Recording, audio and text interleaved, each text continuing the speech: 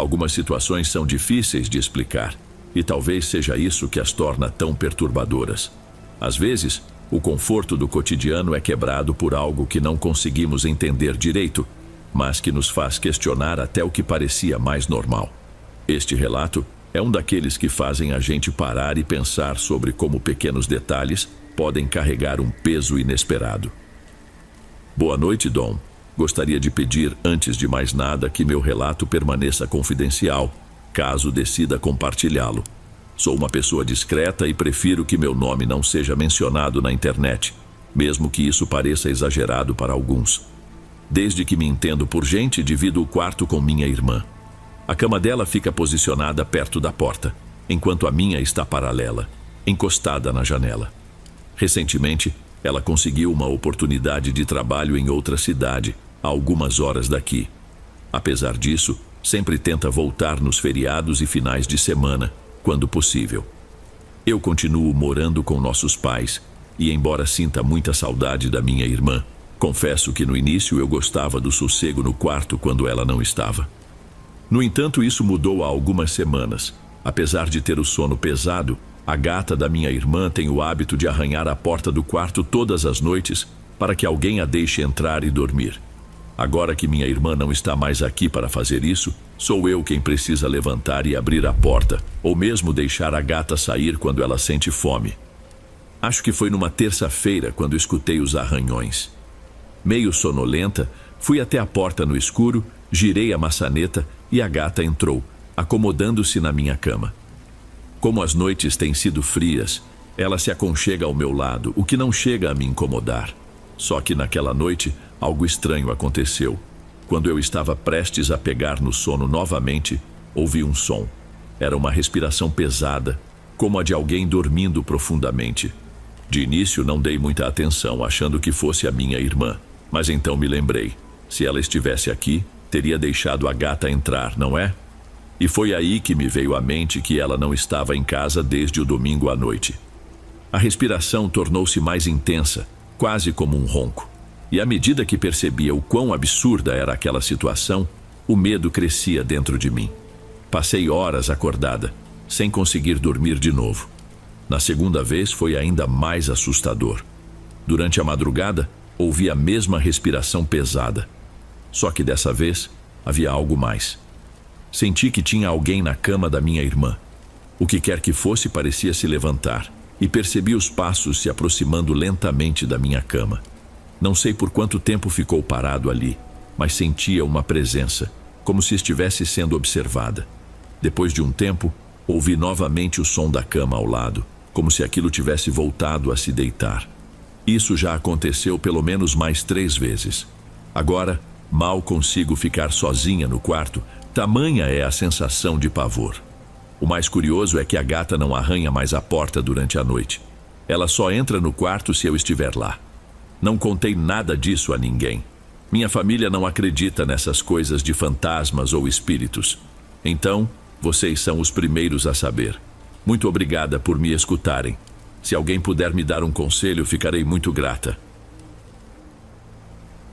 Antes de irmos para o próximo relato, se você é novo por aqui, não se esqueça de se inscrever no canal e ativar o sininho para receber as próximas histórias. Sua presença é importante e seu apoio é essencial. Bem, vamos continuar.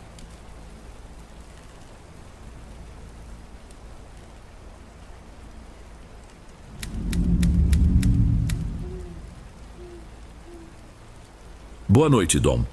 Meu nome é Vicente. Tenho 34 anos e sou enfermeiro em um hospital de Oaxaca, no México. Minha rotina era calma até alguns anos atrás, quando cruzei o caminho de uma mulher que transformaria minha trajetória de forma inimaginável. Contar essa história não é simples, não só pela peculiaridade dos acontecimentos, mas também pelo peso emocional de compreender como alguém que parecia me amar foi capaz de trazer tanto sofrimento. Eu tinha 28 anos quando tudo começou. Próximo à minha casa, havia uma mercearia onde eu comprava itens do dia a dia. Foi lá que conheci Gabriela, uma jovem que havia acabado de ser contratada. Ela era cativante, com olhos negros que pareciam enxergar além da superfície e um sorriso acolhedor. Seus cabelos longos e negros tinham um charme natural que a envolvia em um mistério intrigante. No entanto, algo em seu olhar trazia uma sensação desconfortável, como se ela carregasse segredos que preferia não revelar. Sem perceber, comecei a frequentar a loja com maior frequência, buscando motivos para interagir com ela. Aos poucos, nossas conversas se tornaram mais intensas e pessoais. Gabriela compartilhava comigo seus sonhos, suas preferências e detalhes da sua vida. Seu jeito me fascinava e logo soube até mesmo quais eram suas flores favoritas. Certo dia, depois do trabalho, levei um buquê dessas flores para ela. Seu rosto se iluminou com uma mistura de surpresa e alegria, marcando o início de algo especial entre nós. Alguns meses depois, criei coragem e pedi para que Gabriela fosse minha namorada. Ela aceitou, e nossa relação parecia tirada de um livro de romance. Minha felicidade parecia sem limites, e vivemos momentos memoráveis juntos. Minha mãe e minha irmã, Júlia, também a adoravam. Gabriela era uma presença constante em nossa casa, e se dava muito bem com ambas. Durante meses, tudo parecia perfeito, mas aos poucos, pequenos detalhes começaram a me preocupar. Percebi que, em algumas visitas à loja, um cheiro estranho de ervas queimadas tomava o ambiente. Além disso, Gabriela passou a demonstrar um comportamento mais reservado. Um dia, ela me convidou para ir à casa dela e o que vi lá me deixou desconfortável. Velas pretas acesas espalhadas pela sala. Tentei não dar muita importância, mas esses pequenos sinais foram se acumulando. O que mais me inquietava era a postura da avó de Gabriela, uma senhora idosa que me tratava com frieza e por vezes com evidente hostilidade. Com o passar do tempo, Gabriela tornou-se mais distante, não só comigo, mas também com minha família. Embora meus sentimentos por ela permanecessem os mesmos, era impossível ignorar os indícios de que algo não ia bem. Sendo de uma família profundamente católica, velas pretas e aromas estranhos me remetiam a pensamentos perturbadores. Sempre que eu tentava conversar sobre isso, Gabriela desviava o assunto. Chegou um momento em que percebi que não poderia continuar naquele relacionamento. Decidi terminar. Fui até a loja, pedi que conversássemos em particular e disse que era melhor seguirmos caminhos diferentes. "Você está cometendo um erro grave", disse ela. Logo depois, seu semblante mudou e ela começou a chorar, implorando que eu reconsiderasse e fazendo inúmeras promessas. No entanto, mantive minha decisão e me afastei, encerrando esse capítulo da minha vida. Algumas semanas se passaram e, embora sentisse falta dela, estava convencido de que havia feito a escolha certa. Minha família esteve ao meu lado, ajudando-me a superar aquele momento difícil. Tudo parecia ter voltado ao normal até que cerca de um mês depois, voltei à loja. Precisava comprar algumas coisas e achei que era hora de parar de evitar aquele lugar. Assim que entrei, lá estava ela. Mas algo havia mudado. Seu rosto exibia olheiras profundas, a pele estava pálida e os cabelos tinham um aspecto seco e maltratado. Quando me viu, ela sorriu, mas de uma forma estranha, difícil de decifrar. Me cumprimentou e, ao me entregar as compras, sua mão, marcada por algo vermelho, roçou na minha. Disse que era tinta, mas aquilo não parecia tinta, parecia sangue. Naquela noite comecei a me sentir inquieto. Memórias da nossa relação vieram à tona, mas algumas pareciam distorcidas, como se tivessem sido inventadas. Eram imagens de momentos que eu nunca vivi, o que me trouxe uma sensação amarga de tristeza. Fui tomado por uma vontade quase incontrolável de ligar para ela, mas consegui resistir. Fui dormir na esperança de que tudo isso passasse. No entanto, ao amanhecer, a situação ficou ainda mais estranha. Minha mãe encontrou larvas negras na cozinha, algo totalmente fora do comum em nossa casa. No início, pensei que fosse apenas coincidência, mas os insetos começaram a aparecer em outros cômodos. Ao voltar do trabalho naquele dia, fui recebido por uma visão perturbadora. O quarto estava tomado por larvas, que cobriam as paredes e até minha cama. Chamamos um exterminador e decidimos passar a noite em um hotel, mas aquilo estava longe de ser o fim. A noite no hotel foi agitada. Mesmo longe de casa, eu não conseguia relaxar. Sentia um peso no peito que não conseguia explicar. Deitei-me tentando descansar, mas acabei acordando no meio da madrugada, suando frio e com a sensação de estar sufocando. Tentei mexer as pernas, mas elas estavam completamente imóveis, como se estivessem presas. Depois de vários minutos de esforço, consegui movê-las e acendi a luz, mas a tranquilidade já havia desaparecido. Quando me deitei novamente, senti algo se mexendo sob o cobertor. Com o coração acelerado, levantei os lençóis e encontrei uma larva preta contorcendo-se. Matei-a rapidamente, mas o que vi a seguir me deixou ainda mais perturbado. De dentro dela saiu um líquido vermelho parecido com sangue. Limpei o chão, mas a cena ficou gravada em minha mente. Passei o restante da noite quase sem dormir, e os poucos momentos de sono foram povoados por pesadelos. Em um deles, eu estava preso em um buraco escuro, com terra caindo sobre mim. Gabriela estava à beira do buraco me observando com um sorriso cruel. Ela ria, insultava-me e aos poucos me enterrava vivo. Acordei gritando com a respiração ofegante, ainda tomado pela sensação de estar preso. Não quis preocupar minha mãe ou minha irmã com o que havia acontecido. Elas já estavam abaladas com o episódio das larvas, e eu não queria acrescentar mais tensão. No dia seguinte, voltamos para casa após o exterminador garantir que os insetos haviam sido eliminados. Contudo, ao entrar, encontramos manchas vermelhas nas paredes, como se algo tivesse escorrido ali. Tentei tranquilizar minha mãe, sugerindo que fosse tinta velha ou algum resíduo deixado pelo exterminador. Apesar de as larvas terem sumido, o ambiente ainda parecia carregado, e eu não conseguia ignorar a estranha sensação de que algo muito errado estava acontecendo. Naquela noite tentei dormir, mas fui despertado novamente por batidas na porta por volta das 3 da manhã. Minha mãe também ouviu e, preocupada, sugeriu que não abríssemos. Quando perguntei quem estava ali, escutei a voz de Marcela, nossa vizinha. Resolvi atender e ela, visivelmente aborrecida, perguntou por que estávamos gritando de forma tão desesperada. Segundo ela, há mais de meia hora, lamentos angustiantes vinham da nossa casa. Minha mãe e eu trocamos olhares perplexos. Ninguém havia gritado. Reasseguramos que tudo estava bem e fechamos a porta. Minha mãe, agora muito tensa, exigiu uma explicação. Não pude mais esconder o que vinha acontecendo e contei tudo. Desde o comportamento estranho de Gabriela até o episódio das larvas e minhas suspeitas de que algo maligno estava em curso. Apesar de preocupada, ela garantiu que enfrentaríamos aquilo juntos. Mas, na manhã seguinte, a situação piorou. Minha mãe e minha irmã começaram a notar um cheiro podre vindo do meu quarto, mas, curiosamente, eu não conseguia perceber nada. Mesmo assim, me preparei para ir ao trabalho, tentando não me deixar levar por aquilo. Contudo, meu dia no hospital foi caótico. Minhas mãos tremiam constantemente e eu deixava objetos caírem sem motivo aparente.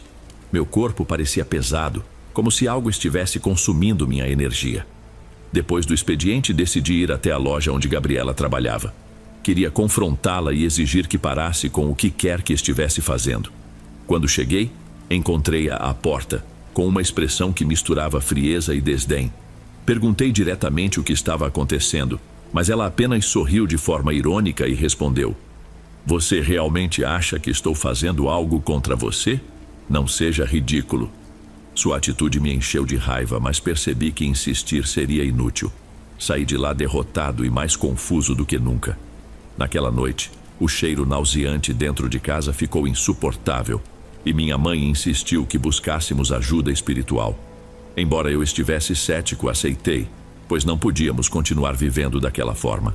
Minha irmã, no entanto, sugeriu confrontar Gabriela diretamente, mas eu a convenci de que isso só pioraria a situação. Decidimos que era hora de procurar auxílio externo, alguém que pudesse nos orientar em meio a todo esse caos. Embora eu ainda relutasse em acreditar que enfrentávamos algo sobrenatural, os eventos ao nosso redor eram difíceis de ignorar. E o mais assustador era a sensação de que aquilo era apenas o início. No dia seguinte, minha mãe insistiu para que fôssemos até a paróquia local e conversássemos com o padre. Mesmo sem muita fé naquilo, concordei, mais para tranquilizá-la do que por acreditar que ajudaria. O padre Jonas nos recebeu em seu pequeno escritório atrás do altar. Conforme relatávamos o que vinha acontecendo, percebi como sua expressão mudou de ceticismo para preocupação genuína. Ele nos ouviu atentamente e explicou que os eventos descritos não eram normais, sugerindo que poderíamos estar enfrentando um ataque espiritual. Ele se ofereceu para abençoar nossa casa e nos entregou água benta, orientando-nos a aspergir cada canto com ela. Também recomendou que rezássemos o rosário em família todas as noites, algo que minha mãe abraçou com grande dedicação. Embora eu continuasse duvidando, estava disposto a tentar qualquer coisa naquele momento. Naquela noite, seguimos as orientações do padre. Caminhamos por cada canto da casa, aspergindo água benta e recitando orações. No início, parecia apenas um gesto simbólico, mas ao final, notei que o ambiente parecia um pouco mais leve. Mesmo assim, algo em mim continuava inquieto, uma sensação de que aquilo não bastaria para resolver o que estava acontecendo. Nos dias seguintes, tudo ficou mais calmo. Não houve sinais de larvas ou odores estranhos e consegui voltar a focar no meu trabalho. Contudo, uma tarde, ao passar pela loja de Gabriela no caminho de casa, senti uma pressão estranha no peito. Ela não estava à vista, mas era como se sua presença me seguisse das sombras. Ignorei a sensação e continuei meu caminho. Naquela noite fui assombrado por outro sonho perturbador. Estava preso em um quarto escuro, iluminado apenas por velas pretas. Gabriela estava diante de mim, mas já não era a mulher que eu conhecera. Seu rosto estava desfigurado pela palidez, os olhos pareciam vazios e o sorriso carregava uma malícia cruel. Ela murmurava palavras que eu não conseguia compreender, mas o ódio que emanava era palpável. Acordei ofegante, com o coração disparado e encharcado de suor. No dia seguinte, decidi falar com minha mãe sobre procurar ajuda além do padre. Apesar de sua fé inabalável, ela compreendeu a gravidade da situação e sugeriu que visitássemos uma mulher conhecida na região por lidar com casos como o nosso. Seu nome era Dona Cida, uma curandeira com fama de enfrentar energias negativas. Naquela tarde fomos à casa dela. Dona Cida vivia em uma pequena morada de adobe, cercada por plantas e amuletos pendurados nas janelas. O interior tinha um aroma forte de ervas e copal. Ela nos recebeu com serenidade, mas seus olhos transmitiam algo profundo, como se enxergasse além do que dizíamos.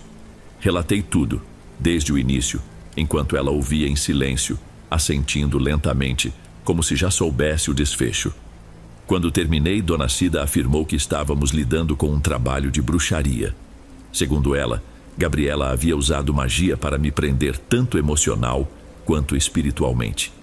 Os eventos estranhos, larvas, odores e sonhos eram manifestações dessa energia sombria.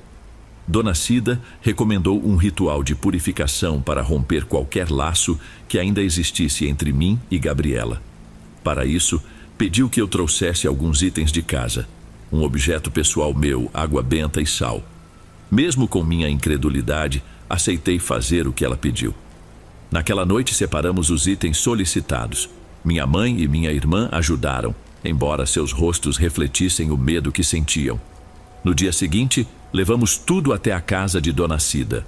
Lá, ela preparou um altar simples com velas brancas, um recipiente com água e várias ervas que eu não reconheci. Pediu que me sentasse em frente ao altar enquanto ela iniciava suas preces. Suas palavras eram baixas, quase sussurradas e difíceis de compreender. Durante o ritual, senti um calor intenso tomar conta do meu corpo, como se algo estivesse sendo arrancado de dentro de mim. Quando terminou o ritual, Dona Cida me encarou com uma seriedade que me deixou inquieto. Ela me alertou que aquilo não seria resolvido facilmente. Segundo ela, Gabriela não era uma amadora. Seu conhecimento em bruxaria era profundo e provavelmente ela não desistiria até atingir seus objetivos. Dona Cida recomendou que eu permanecesse firme, rezasse com frequência e evitasse qualquer tipo de contato, seja físico ou emocional, com Gabriela. Saímos de lá sentindo uma mistura de alívio e preocupação. Minha mãe parecia mais tranquila, mas eu não conseguia me livrar da sensação de que tudo ainda estava longe do fim. Naquela noite em casa tudo parecia calmo, mas antes de dormir, uma pergunta me atormentou. Até onde Gabriela estaria disposta a ir, caso isso não terminasse? Após o ritual, os dias em casa passaram em uma calmaria estranha. Não havia mais sinais das larvas. O cheiro desagradável desaparecera, e meus sonhos pararam de ser tão perturbadores. No entanto, aquela sensação de algo espreitando, aguardando o momento certo para se manifestar, não me abandonava. Minha mãe mantinha suas orações fervorosas todas as noites, e eu a acompanhava mais por solidariedade do que por fé. Uma tarde, enquanto voltava do trabalho, percebi que alguém me seguia. A princípio, achei que era paranoia, mas ao parar em frente a uma loja, notei uma figura que se escondeu rapidamente atrás de um poste de luz. Não consegui identificar quem era, mas o calafrio que senti foi impossível de ignorar. Acelerei o passo e cheguei em casa sem olhar para trás. Durante o jantar daquela noite, minha irmã Júlia comentou ter visto Gabriela nas proximidades da nossa rua. Ela tentou parecer calma, mas o medo em sua voz era evidente. Ao ouvir isso, minha mãe sugeriu que procurássemos novamente o Padre Jonas para reforçar nossas proteções espirituais. Porém, eu sentia que apenas orações e bênçãos não seriam suficientes. Precisávamos de algo mais concreto. No dia seguinte, fui até Dona Cida sozinho. Relatei o que havia ocorrido e mencionei minha constante sensação de estar sendo observado. Ela ouviu com atenção, assentindo com gravidade, e explicou que Gabriela provavelmente estava tentando reestabelecer o vínculo que havíamos rompido com o ritual anterior. Segundo ela, feitiços de amarração emocional não apenas prendem a vítima, mas também criam uma conexão que pode se tornar tóxica para o próprio feiticeiro. Dona Cida sugeriu reforçar a proteção espiritual, tanto para mim quanto para minha casa. Preparou um pequeno amuleto para mim, feito de pano e recheado com ervas, sal e outros elementos que ela não quis detalhar. Pediu que eu carregasse o amuleto comigo o tempo todo e reiterou a importância de evitar qualquer contato com Gabriela, por mais que ela tentasse se aproximar. Voltei para casa com o amuleto sentindo uma renovada esperança. Mas naquela noite, os acontecimentos tomaram um rumo mais sombrio. Por volta das 3 da manhã, um barulho alto no telhado nos despertou. Parecia que algo pesado estava se arrastando sobre a casa. Minha mãe e minha irmã estavam aterrorizadas, e eu também não sabia o que fazer. Peguei uma lanterna e fui até o quintal para verificar, mas não encontrei nada fora do normal. Ao voltar para dentro, percebi algo alarmante. Portas e janelas estavam marcadas por arranhões, como se algo com unhas longas e afiadas tivesse tentado entrar.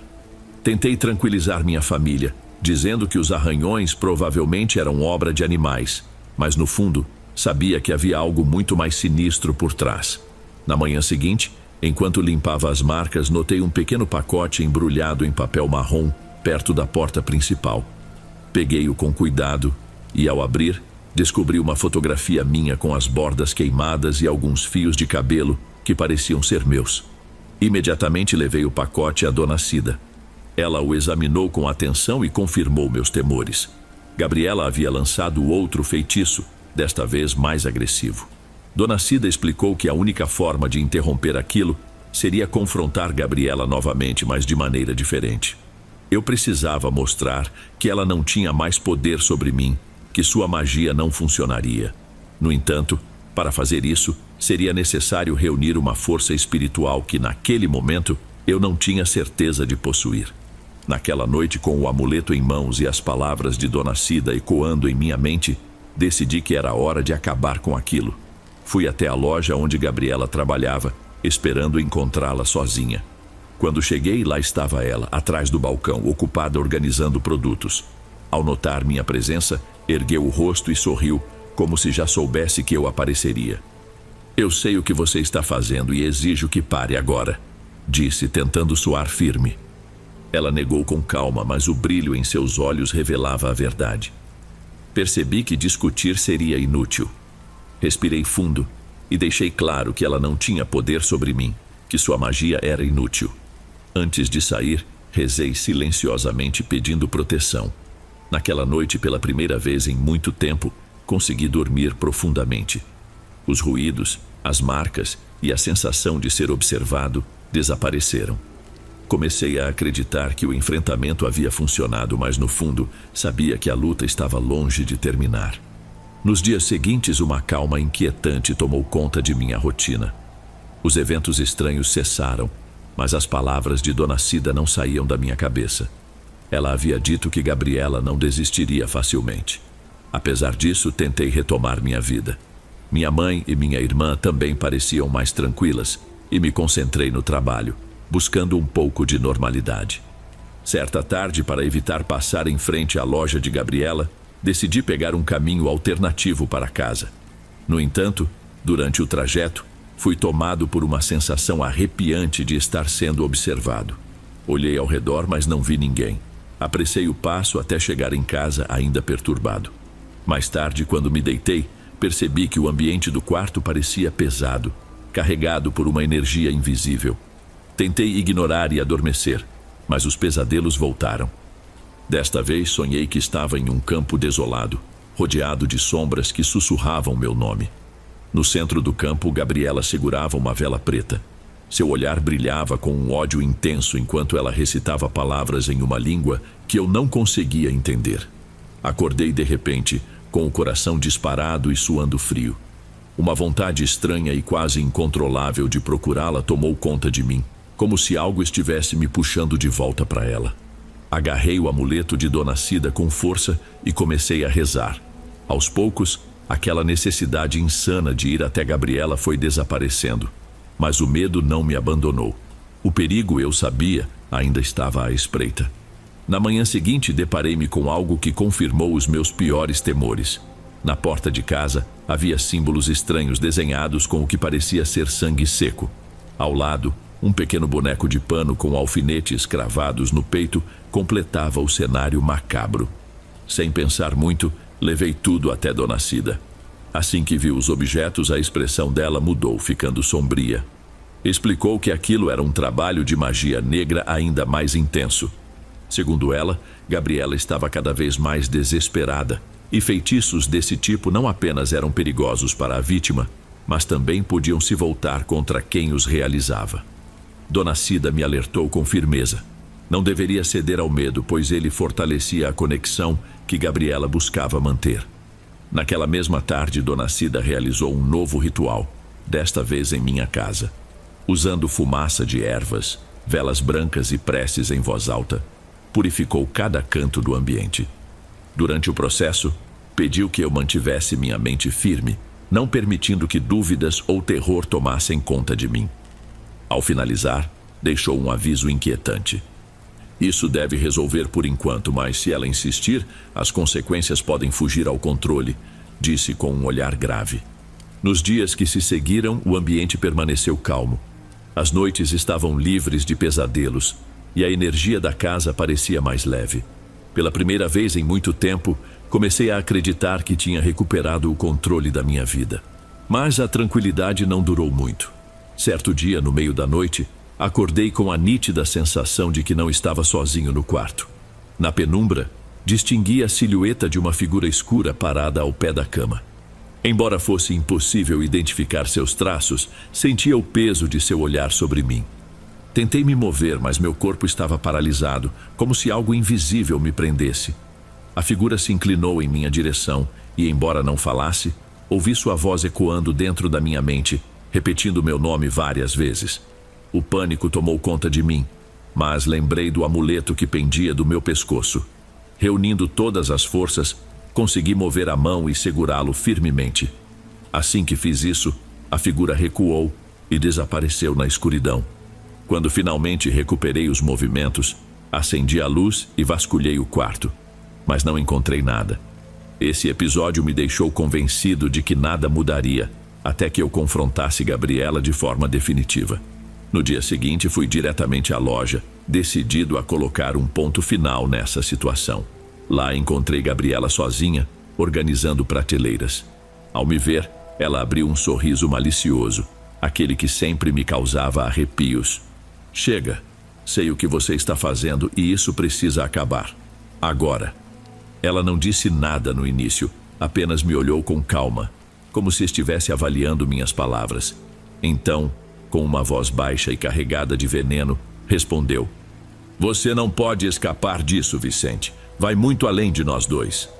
Antes que eu pudesse retrucar, ela saiu da loja deixando-me sozinho, consumido pela raiva e pelo medo. Naquela noite voltei a sonhar com o campo desolado, mas desta vez algo estava diferente. Não havia sombras ao meu redor, apenas o vazio opressor do lugar. No horizonte, uma figura solitária caminhava lentamente em minha direção. Não consegui ver seu rosto, mas sabia, instintivamente, que sua aproximação não trazia nada de bom. Acordei antes que a figura chegasse até mim, mas despertei com uma sensação de vazio que nunca havia experimentado. Parecia que algo dentro de mim estava se rompendo, um laço invisível que me ligava a algo sombrio e desconhecido. Sentei-me na cama, segurando o amuleto no pescoço. Pela primeira vez senti dúvida. Embora ele parecesse me proteger até agora, comecei a temer que não fosse suficiente para enfrentar o que ainda estava por vir. Na manhã seguinte, minha mãe percebeu meu silêncio incomum. Tentou conversar, mas preferi não sobrecarregá-la com minhas preocupações. Decidi me apegar à rotina, tentando encontrar um pouco de normalidade. No trabalho, no entanto, tudo parecia diferente. Meus colegas começaram a me observar de forma estranha, como se algo em mim os incomodasse.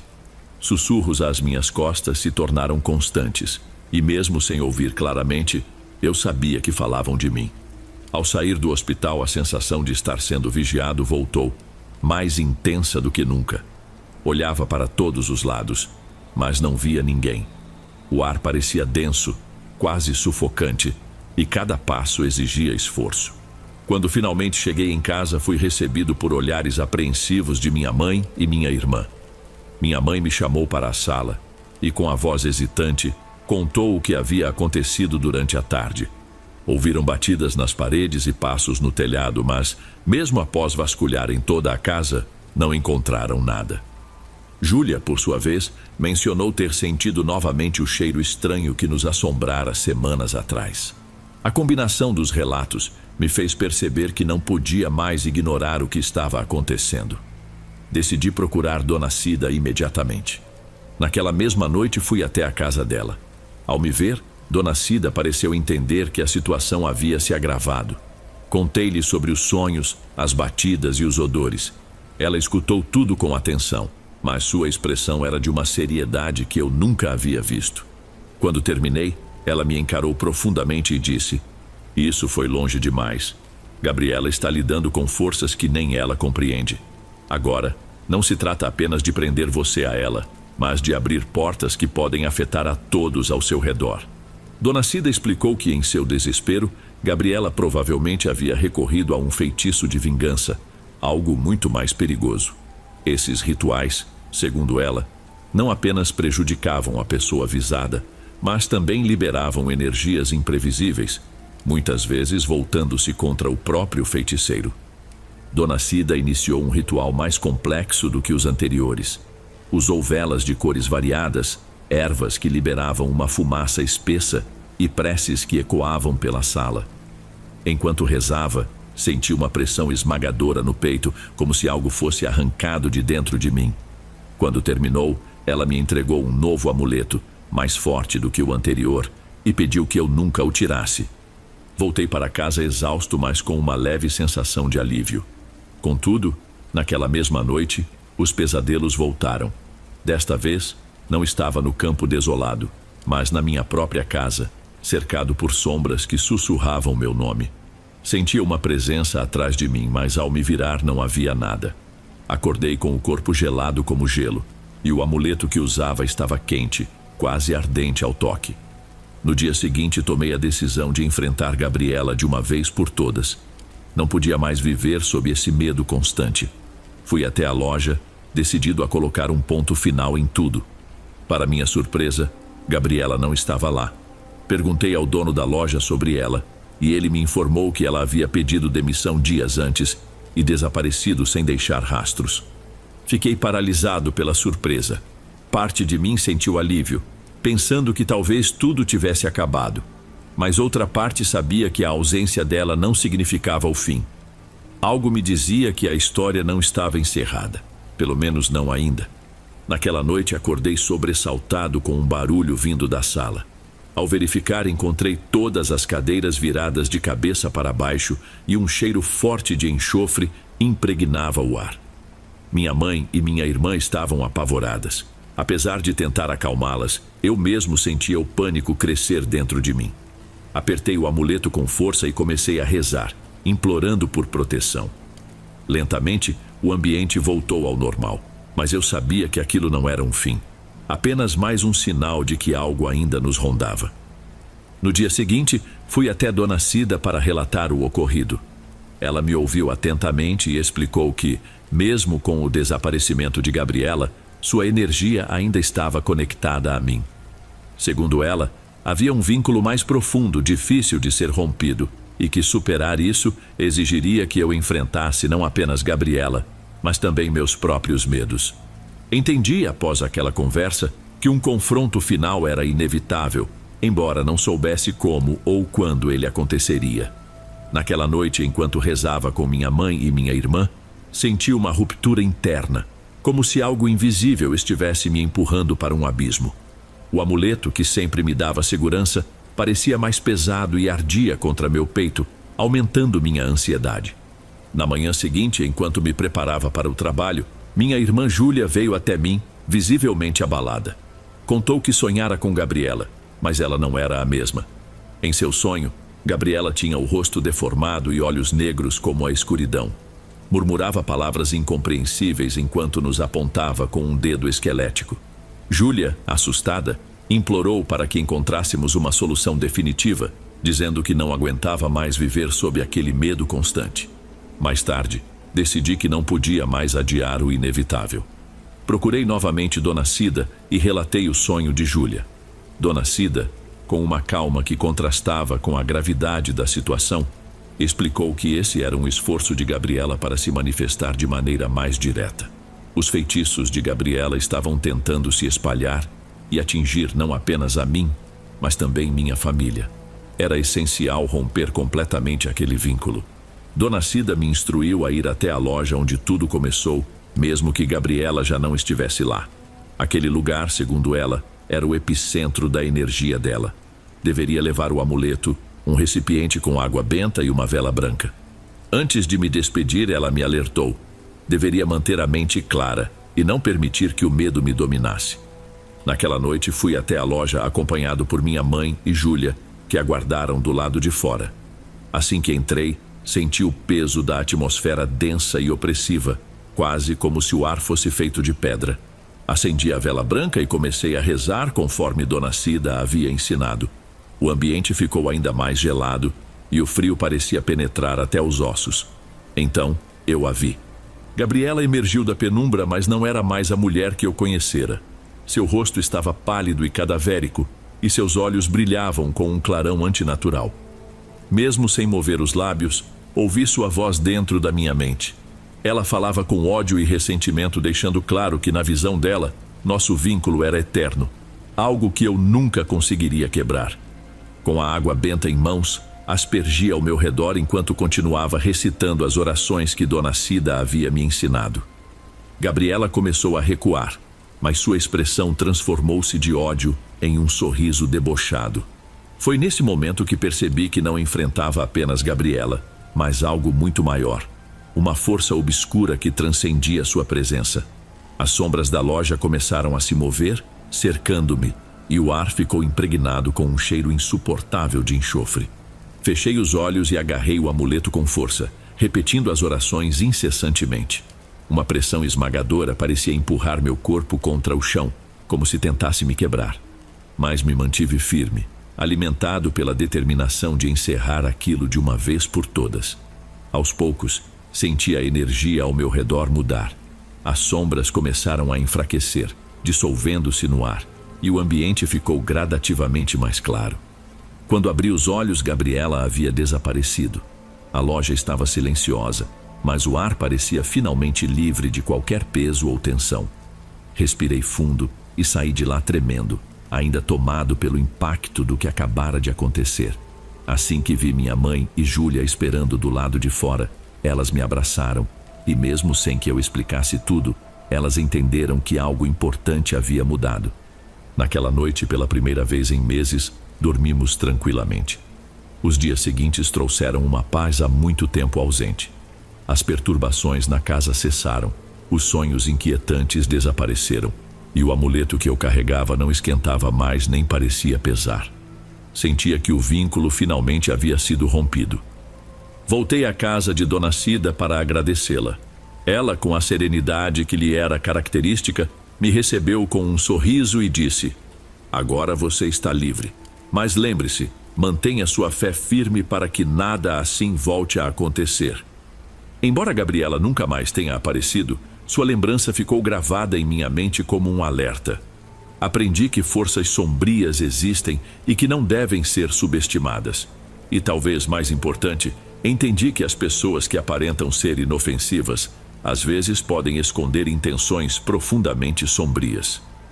Desde então, vivo com mais cautela e gratidão, valorizando a tranquilidade que hoje tenho e a força que descobri em mim mesmo. Se estiver gostando dos relatos, não se esqueça de já deixar o seu like, ele é muito importante. Bem, vamos continuar.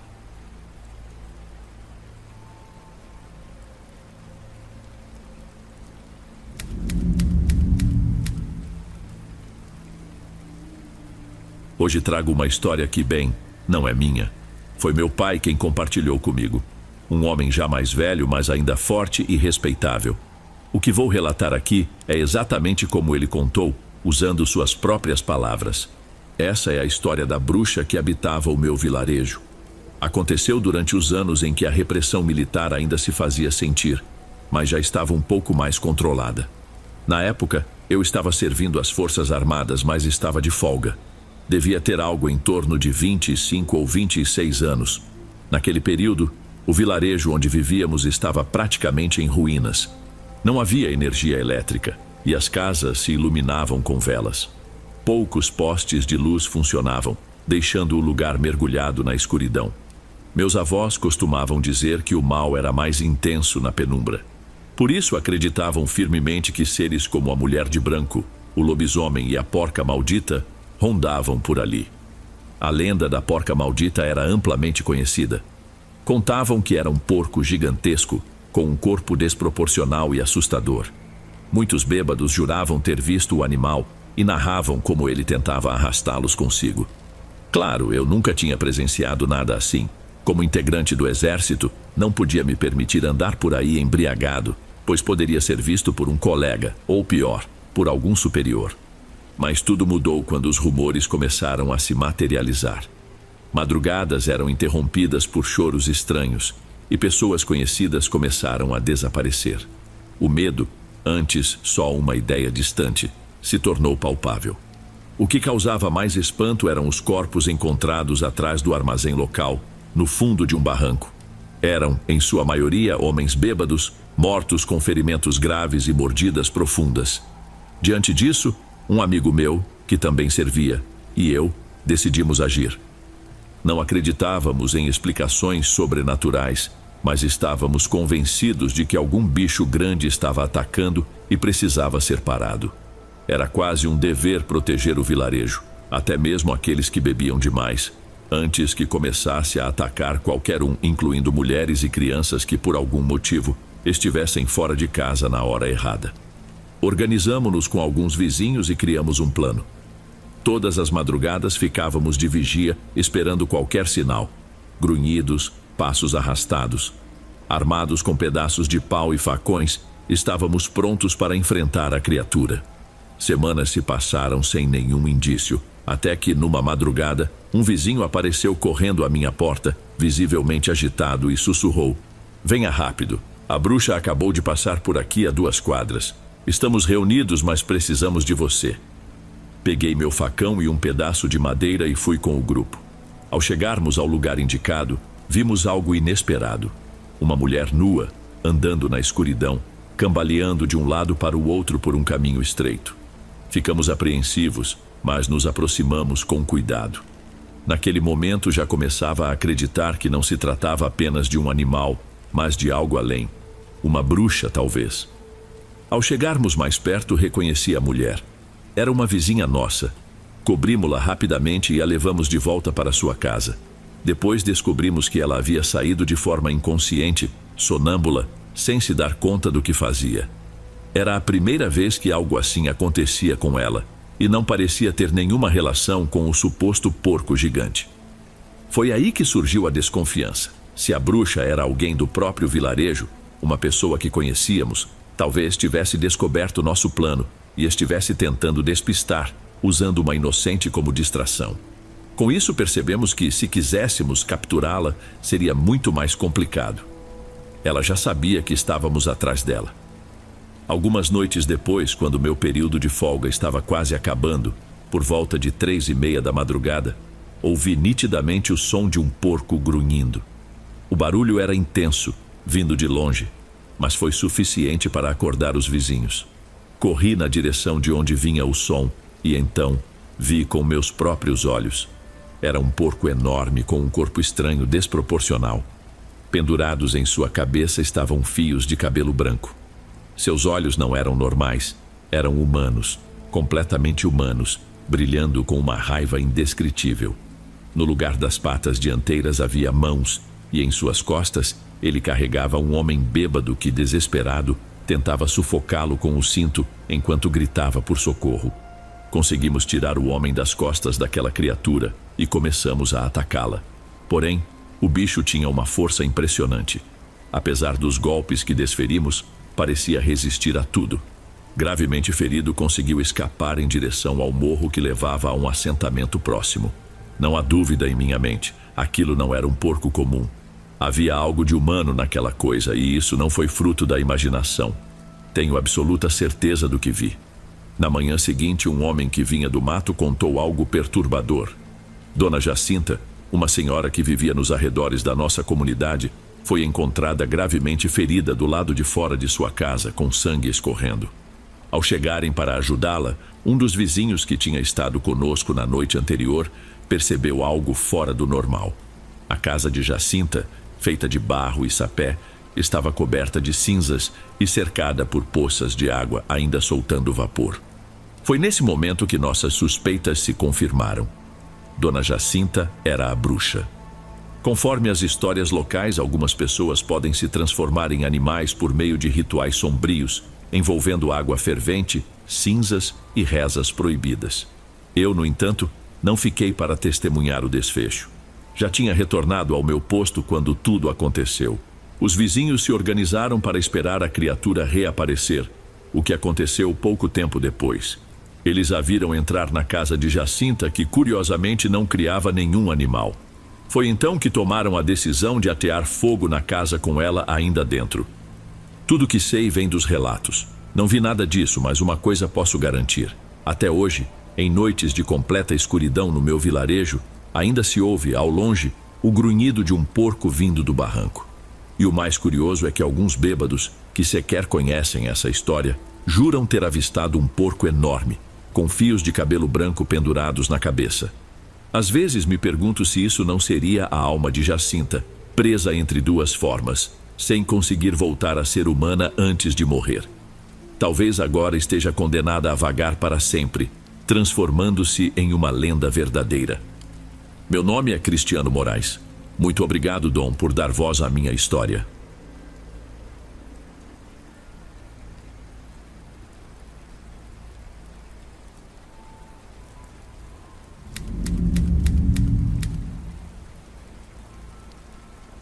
Me chamo Sandro e vivo em uma colônia do estado do México. Meu bairro é cercado por conjuntos habitacionais e edifícios erguidos nos anos 70, assim como as casas ao redor.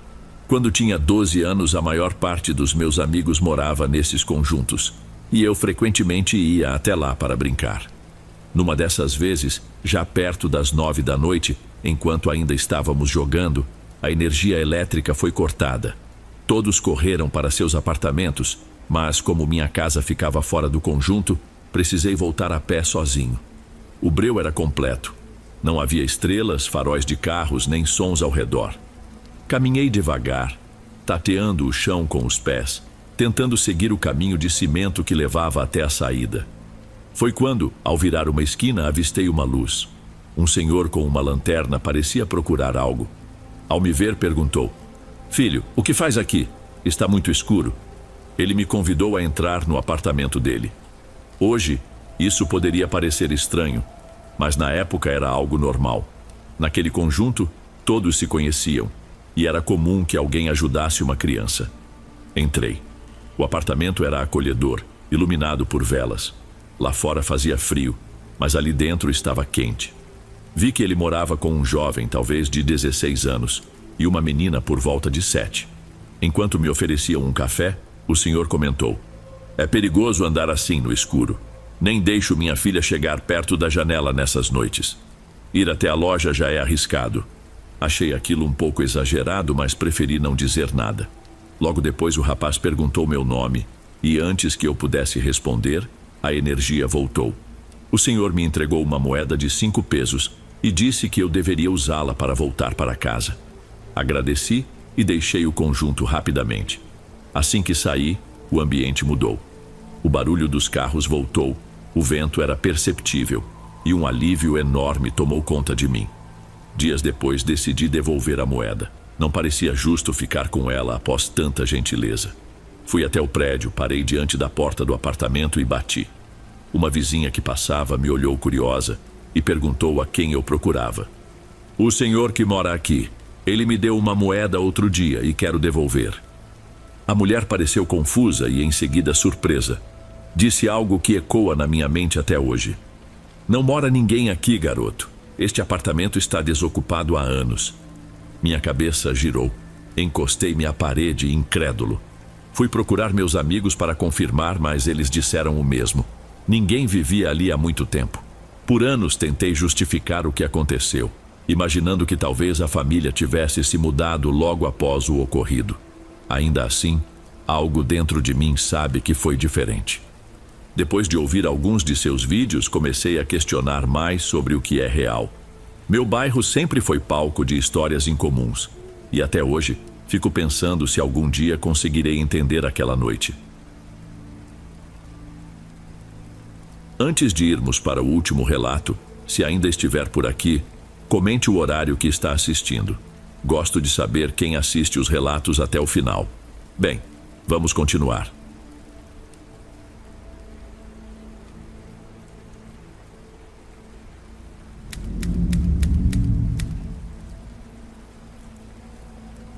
Boa noite, Dom. Desde que me lembro, sou uma apaixonada por histórias de terror. Não importa se em filmes, livros ou qualquer outro formato, estou sempre buscando algo novo para explorar dentro desse gênero. Apesar de todo esse fascínio, nunca me vi como alguém emocionalmente preparada para enfrentar fenômenos paranormais por conta própria. Além disso, sou uma pessoa muito cética. Sempre que algo estranho acontece, meu instinto é buscar e encontrar uma explicação lógica. Mas o que vou contar agora foge completamente ao comum. Essa experiência ocorreu comigo e com meu amigo Félix em 2020. Até hoje, não consigo encontrar uma explicação satisfatória para o que presenciamos. E também nunca soube de alguém que tenha vivido algo parecido. Não é a primeira vez que algo estranho me acontece naquele lugar, mas dessa vez foi muito mais intenso. Toda vez que volto lá, sinto uma inquietação que não sei explicar. O lugar fica na Chapada Diamantina, na Bahia. Caso prefira manter os detalhes vagos, basta dizer que ocorreu em uma área de serra conhecida por suas formações rochosas e trilhas extensas. Tenho o hábito de fotografar paisagens e um conhecido que também é fotógrafo me convidou para uma caminhada por lá. Aceitei o convite, mas, como não conhecia bem o local, chamei alguns amigos para me acompanharem. Aproveitamos a oportunidade como pretexto para passar um fim de semana longe da cidade, depois de tanto tempo de tensão e isolamento por causa da pandemia. Organizamos tudo com cuidado, alugamos uma casa para passar uma noite e planejamos 2 dias na região. A casa ficava de frente para uma elevação rochosa, com uma vista incrível. Fomos recebidos por um casal muito simpático, a dona da casa e seu marido, que nos deram várias dicas para explorar a Chapada e visitar o povoado mais próximo, que ficava um pouco afastado. Algo curioso me chamou a atenção. A decoração da casa estava repleta de objetos ligados a OVNIs. Quando demonstrei interesse, A dona comentou que, por mais fantástico que parecesse, ela e o marido, que moravam ali há anos, já haviam presenciado inúmeros avistamentos estranhos sobre aquelas serras, especialmente numa área conhecida pelos locais como Os Gêmeos. A caminhada que planejávamos inicialmente não seria noturna, mas a pessoa que organizou o passeio se atrasou. Por conta disso, meus outros amigos desistiram de ir, mas Félix, um dos meus melhores amigos, decidiu me acompanhar. Ele também adora histórias sobre o paranormal e já vivemos outras aventuras semelhantes juntos. Gostamos de explorar florestas e cavernas, independentemente da hora do dia. Já nos perdemos, ouvimos sons misteriosos e vimos coisas difíceis de explicar, mas sempre tiramos proveito dessas aventuras, nos apoiando mutuamente. Por volta das 10 da noite encontramos o grupo que nos guiaria pela trilha. O caminho seguia para o interior da Chapada e, pelo que disseram, era chamado de Trilha do Guardião, embora o nome varie entre os moradores. Um dos guias conhecia bem a rota porque morava ali perto, mas a escuridão era opressiva. Sem lanternas, era impossível enxergar a mais de 10 centímetros. A vegetação local se fechava, formando um bloqueio quase completo contra qualquer luz. Enquanto avançávamos pela trilha, nosso guia começou a compartilhar algumas histórias relacionadas àquela região da Chapada. Ele mencionou acidentes que ocorreram por lá, muitas vezes envolvendo pessoas que subiam para usar substâncias ilícitas e acabavam se perdendo, precisando ser resgatadas até mesmo por helicópteros. Além disso, contou uma lenda local.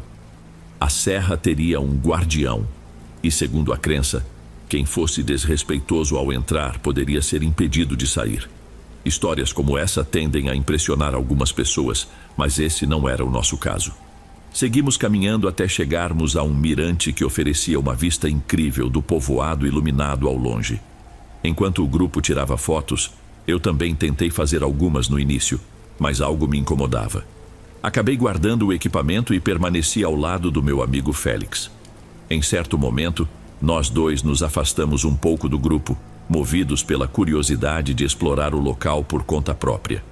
Mesmo assim, ficamos próximos o suficiente para ouvir as conversas dos outros. De repente, quase como se tivéssemos combinado, olhamos para trás ao mesmo tempo. O que vimos foi uma pequena clareira, uma área com o chão coberto de pedra, cercada por vegetação densa que bloqueava praticamente toda a luz. Estava tudo muito escuro, exceto por um detalhe. No fundo da clareira, um triângulo perfeitamente desenhado no chão parecia emitir uma luz prateada suave. A figura era nítida, impossível de ignorar. Minha mente imediatamente tentou encontrar uma explicação racional para aquilo. Talvez fossem as sombras das árvores formando algum padrão, mas a nitidez daquele triângulo era impressionante. Olhei para Félix e ele também observava com atenção, claramente tão intrigado quanto eu. Apesar de sermos acostumados a explorar lugares desafiadores, nenhum de nós se atreveu a dar um único passo na direção da clareira. Isso é algo que ainda me intriga. O que nos impediu? Já enfrentamos situações perigosas antes e sempre seguimos em frente, mas dessa vez algo nos segurou. Havia outro detalhe estranho que só lembramos depois. Ambos tínhamos lanternas em mãos. Quando tentamos iluminar o triângulo, as luzes começaram a falhar, piscando sem parar, mesmo com as baterias recém-carregadas. Era como se algo naquela área impedisse qualquer tentativa de iluminação. Relatamos o que vimos ao grupo, mas ninguém pareceu dar importância. Não sei se não perceberam ou se simplesmente ignoraram. Félix e eu, no entanto, não conseguíamos tirar os olhos daquela figura. Ficamos ali observando-a por um bom tempo, sentindo uma ansiedade crescente para sair dali, mas cientes de que seria impossível retornar sozinhos pela mata fechada. Precisávamos esperar o restante do grupo. Enquanto aguardávamos, continuávamos checando para ver se o triângulo ainda estava lá, e ele permanecia inalterado. Sentia-me inquieta, mas tentei não demonstrar. Como mencionei antes, não somos do tipo que se deixa levar facilmente por histórias ou suposições. Ainda assim, aquele momento despertou um nervosismo que eu não conseguia justificar. Mais tarde, de volta à casa, Félix me confidenciou que ele também sentiu algo muito forte. um medo paralisante, quase como se fosse um pressentimento de perigo iminente. Ele descreveu a sensação como um medo de morte. Curiosamente, assim que iniciamos a descida, as lanternas voltaram a funcionar normalmente. O grupo que estava conosco, no entanto, quis fazer mais uma pausa para tirar fotos experimentando light painting, uma técnica fotográfica em que, com a câmera configurada para longa exposição, fontes de luz são usadas para desenhar no ar, criando rastros luminosos. Isso exigia que permanecêssemos na completa escuridão. Nesse ponto, Félix, que havia bebido muita água antes de começarmos, comentou comigo que precisava urgentemente ir ao banheiro. Nós sempre procuramos respeitar os lugares que visitamos, nunca deixamos lixo, nem levamos nada conosco. Mas, naquela ocasião, Félix não teve escolha. Ele se afastou alguns metros da trilha para ter um pouco de privacidade, enquanto eu fiquei parada no caminho, em um ponto onde não atrapalhava o grupo que fazia fotos com luz, mas também não estava completamente sozinha. A escuridão ao meu redor era total. Passaram-se alguns minutos e, de repente, ouvi passos apressados vindo na minha direção. O som era intenso, como se alguém corresse desesperado. Instintivamente, liguei minha lanterna e apontei para o barulho. Era Félix. Ele vinha correndo em disparada, com o rosto pálido e uma expressão de puro pavor. Precisou de alguns momentos para recuperar o fôlego e finalmente me contar o que havia acontecido. Ele explicou que, ao se aproximar de uns arbustos para resolver sua necessidade, ouviu um som estranho. Apontou a lanterna na direção do ruído e viu algo que pareciam pés. Pés brancos que iam até os joelhos. Não eram pés humanos, mas também não se pareciam com os de nenhum animal que ele conhecesse. Eram de um branco assustador. Assim que a luz da lanterna os atingiu, a figura disparou em fuga.